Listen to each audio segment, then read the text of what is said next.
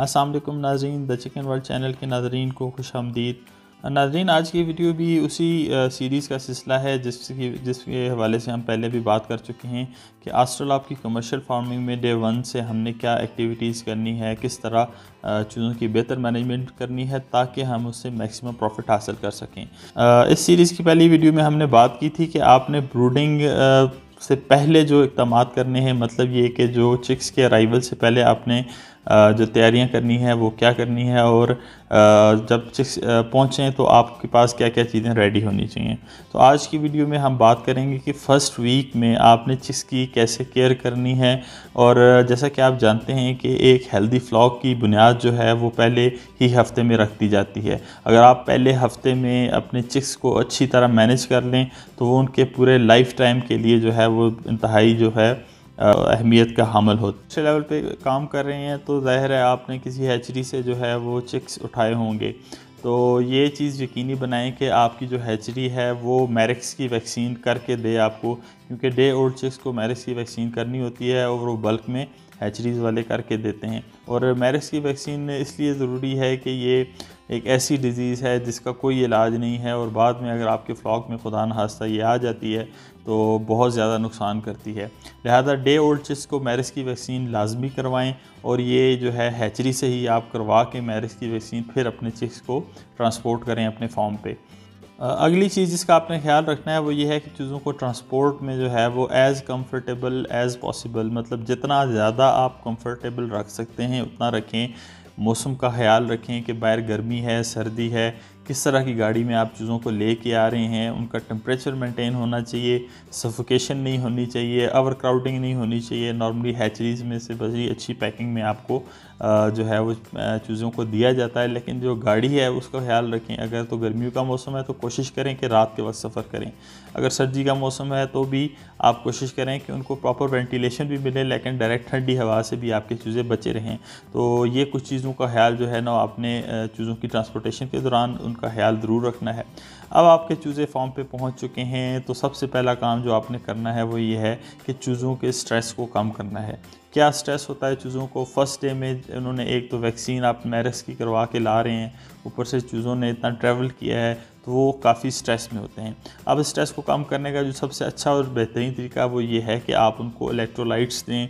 अच्छे किस्म के जो है वो इलेक्ट्रोलाइट्स बाज़ार में अवेलेबल हैं, वो आप दें। इलेक्ट्रोलाइट्स से क्या होता है कि उनकी जो मिनरल रिक्वायरमेंट्स हैं, एक तो जो वो एग्जॉस्ट हुए होते हैं उनको थोड़ी एनर्जी भी मिलती है, एनर्जी बूस्ट मिलता है, और सेकेंडली उनका जो स्ट्रेस लेवल है वो भी कम होता है।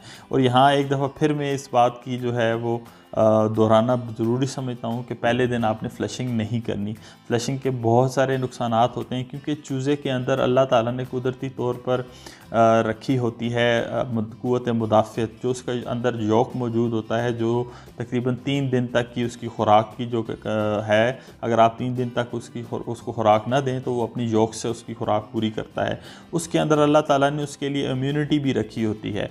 मतलब ये कि कुदरत ने आपके लिए इंतज़ाम किया होता है चूज़े के लिए, और जब हम उसको डे 1 पे ही ला के फ़्लशिंग कर देते हैं, उस यौक को आप निकाल देते हैं, तो शायद थोड़े बहुत बैक्टीरिया तो उसमें से आपके निकल जाते हैं, लेकिन जो साथ इम्यूनिटी है वो भी आपकी कम हो जाती है। तो आपका चिक जो है वो पहले दिन ही कमज़ोर हो जाता है, वल्नरेबल हो जाता है मुख्तलिफ़ किस्म की डिजीज़ के लिए।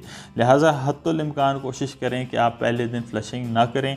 फ़्लशिंग सिर्फ उस सूरत में करें जब आपका जो है वो चिक ये साइन शो करे कि वो स्लो हो गया है, या वो जो उसकी जो बीट है वो सख्त है, ये चिपक रही है उसकी बीट, उसकी जो है वो पेशाब वाली जगह के साथ चिपकी हुई है, जिसको आप पेस्ट्री बट कहते हैं। अगर ये निशानात आपको नज़र आएँ तो फिर फ़्लशिंग करें, और वो भी कम से कम 2-3 दिन बाद। पहले दिन फ़्लशिंग करने की गलती कभी ना करें।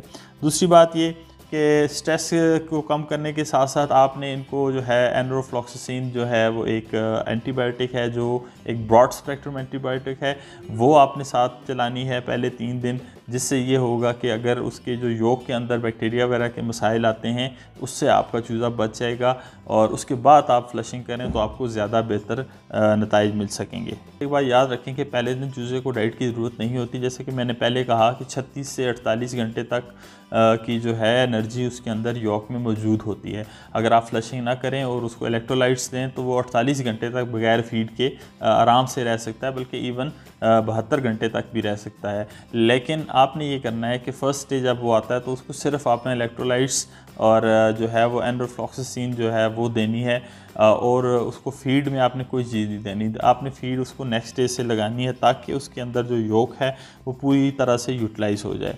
उसके बाद जनाब नाज़रीन, आपने टेम्परेचर का हम पहले भी बात कर चुके हैं कि टेम्परेचर कंट्रोल की कितनी अहमियत है। बहुत ज़्यादा अहमियत है। टेम्परेचर आपने कंट्रोल कर में रखना है, और जो आइडियल टेम्परेचर होता है ब्रूडिंग के लिए वो 34 to 35 डिग्री सेंटीग्रेड होता है।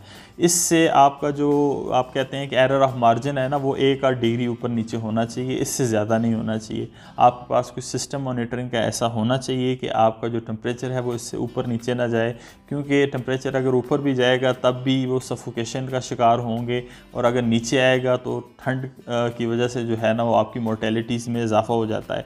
और ठंड की वजह से मोर्टेलिटीज़ में कैसे इजाफ़ा होता है ये मैं अभी आपको अपनी स्क्रीन पे देख रहे हैं कि जब यहाँ पे इस वक्त लाइट नहीं है तो वो सारे चूज़े जो हैं वो एक दूसरे के जो है ना करीब रहने की कोशिश कर रहे हैं, और इस करीब रहने की कोशिश में बाज़ का चूज़े ऊपर नीचे हो जाते हैं, और जो चूज़ा नीचे हो वो सफोकेशन की वजह से उसकी डेथ हो जाती है। हमारी जो है इस फ्लॉक की जो बेशतर हमारे पहले 2-3 दिन में कैजुअलिटीज़ हुई हैं वो इसी वजह से हुई हैं कि हमारी मैनेजमेंट पे थोड़ा सा जो है वो हम थोड़ा सा लैग कर रहे थे या एक्सपीरियंस में लैग कर रहे थे, जिसकी वजह से जो है वो हम टेम्परेचर सही मेंटेन नहीं कर पा रहे थे। तो आपने जब भी जो है वो चूज़ा लाना है तो आपने टेम्परेचर मेंटेनेंस का ख्याल रखना है। जैसे पहले मैं बता चुका हूँ कि आपके पास पावर बैकअप होना चाहिए। आपके पास अगर लाइट है तो लाइट के साथ आपके पास गैस या लकड़ी या इवन जनरेटर या यूपीएस का बैकअप, जो भी आपके अपने रिसोर्सेज में आप अरेंज कर सकते हैं वो बैकअप ज़रूर होना चाहिए। और लाइट का बैकअप होना चाहिए। आपके पास चार्जिंग वाली लाइट्स होनी चाहिए, क्योंकि पहले दिन का जो चूज़ा है उसको लाइट की बड़ी ज़रूरत होती है। लाइट जब आप उसको नहीं देते फर्स्ट 48 आवर्स में, अगर कहीं वो लाइट उसको नहीं मिलती तो फिर भी चूज़े की ग्रोथ और हेल्थ पे बहुत बुरे असरात मुरतब होते हैं। नाज़रीन, आपके फार्म पे आने के दूसरे दिन से आपने जो है वो उनके साथ फीड स्टार्ट कर देनी है, और फीड जो आपने देनी है अपने चिक को वो 11 नंबर जो है स्टार्टर फीड लेयर की वो वाली देनी है। मुख्तलिफ़ कंपनीज़ जो हैं वो 11 नंबर के नाम से ही जो है वो फीड देती हैं स्टार्टर लेयर की। बाद लोग ये गलती करते हैं कि ब्रायलर की स्टार्टर 4 नंबर लगा देते हैं, उससे भी आपके चूज़े पे जो है वो उसकी सेहत पे जो है वो गलत किस्म के असरात मुरतब होते हैं।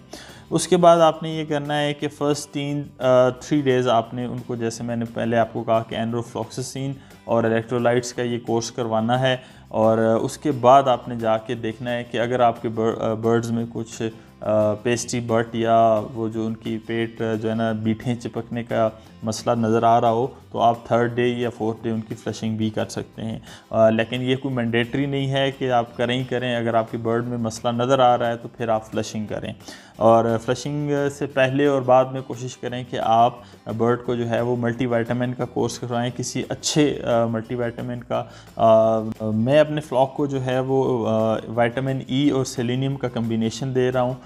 ये जो कम्बिनेशन है ये बहुत ज़बरदस्त काम करता है। ये आपके बर्ड को एनर्जी फ्राहम करता है, और शुरू में जो उनके मसल्स वगैरह के प्रॉब्लम होते हैं, कुछ जेनेटिक इश्यूज़ होते हैं, कुछ चूज़े जो है जेनेटिकली कमज़ोर होते हैं, उनकी टांगें जो है वो प्रॉपर्ली डेवलप नहीं हुई होती, खड़े होने में मसाइल होते हैं। तो ये विटामिन ई और सेलेनियम जो है वो इस तरह के मसाइल को हल करने में आपकी बहुत मदद करता है। तो आपने फ़्लशिंग करनी है। फ़्लशिंग के लिए आप कोई भी चीज़ इस्तेमाल कर सकते हैं। आपको मार्केट से भी फ़्लशर दस्तयाब होते हैं। नॉर्मली आप ख़ुद जो है ना गुड़ या सिरके से भी फ़्लशिंग कर सकते हैं। तो जो चीज़ जो प्रोडक्ट आपको सूटेबल लगे आप उसके साथ चीज़ों की फ़्लशिंग कर लें अगर ज़रूरत पड़े तो। और फ़्लशिंग के बाद आप मल्टीविटामिन जारी रखें, और फिर आपने क्या करना है कि 7वें दिन हमने इनकी वैक्सीनेशन करनी है। और वैक्सीनेशन कौन सी है? जो फर्स्ट तो मैरिक्स हुई थी फर्स्ट डे पे, अब हमने उनकी ND-IB वैक्सीनेशन करनी है। वो है ND और IB का कम्बिनेशन होता है, और ये बहुत ज़रूरी वैक्सीन है, इसको बिल्कुल स्किप ना करें। इसके अलावा कॉक्सी की भी वैक्सीन लोग करते हैं, लेकिन कॉक्सी की वैक्सीनेशन ज़रा मुश्किल जो है वो एक काम है। और अगर आपकी मैनेजमेंट अच्छी है और आपने एक अच्छे तरीके से चीज़ों को मैनेज किया हुआ है तो फिर आप कॉक्सी की जो है वो वैक्सीनेशन को स्किप कर सकते हैं, क्योंकि कॉक्सी बुनियादी तौर पर एक बैक्टीरियल डिजीज़ है जिसको खुदा न खास्ता अगर वो आपके फ्लॉक में आ भी जाती है तो उसके बाद भी कंट्रोल किया जा सकता है। लेकिन वायरल डिजीज़ के खिलाफ वैक्सीनेशन ज़रूरी होती है क्योंकि उनका कंट्रोल जो है वो बाद में पॉसिबल नहीं होता। तो इसलिए आप कॉक्सी की वैक्सीन बेशक ना करें, लेकिन आप NDIB की वैक्सीन आपने लाजमी करनी है, और वो भी जब आपने अगर फ्लशिंग की है तो उसके 1-2 दिन के बाद मल्टीविटामिन्स का कोर्स चलाने के बाद करें। क्योंकि नाज़रीन आप जानते हैं कि एक तो फ्लशिंग जो है वो भी बज़ाते ख़ुद एक स्ट्रेस है, क्योंकि उसमें बर्ड जो है वो आपका वीक हो जाता है। उसके जैसे डायरिया होता है आप बंदों को, तो वो आप वीकनेस फील करते हैं, इसी तरह बर्ड भी जो है वो वीक हो जाता है। तो उसको आप मल्टीविटामिन वगैरह से फिर दोबारा जो है वो अपने पाँव पे खड़ा करें, वापस उसकी जो सेहत है वो बहाल हो, इम्यूनिटी बहाल हो, तो फिर आप जो है वैक्सीनेशन करें। NDIB का जो फर्स्ट शॉट है वो आपने आई ड्रॉप्स की सूरत में देना है, और किस तरह देना है वो आप इस वक्त स्क्रीन पे देख रहे हैं। आप एक ड्रॉप आपने उनकी आई में डालना है, और जब तक वो आइज़ को एक दफ़ा हिला के क्लोज़ ना करे तब तक आपने बर्ड को नीचे नहीं छोड़ना। मतलब ये कि वो अच्छी तरह जो है वो उसकी आँख के अंदर वो कतरा चला जाए।